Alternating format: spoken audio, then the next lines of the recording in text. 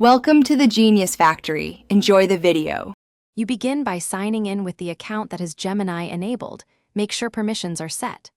Once done, define 1-3 precise prompts that state the role, goal, tone, and desired format. This guides responses.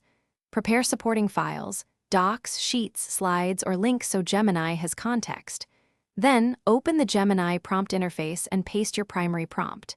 You want a concise lead. Avoid vague asks. This gets Gemini into the right mindset and saves back and forth. You now work iteratively. Ask Gemini to break the task into clear numbered steps and to explain each one.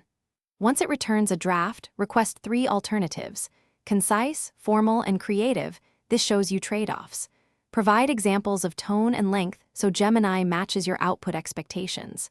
Make sure to adjust temperature or formality settings to reduce randomness when precision matters. Also, once you accept a direction, ask Gemini to produce final deliverables like slides, emails, or code snippets. You finish by validating content, check facts, numbers, and cross-reference source files. Don't skip this. Once validated, export to the format you need: docx, pptx, CSV, or paste directly into your workflow.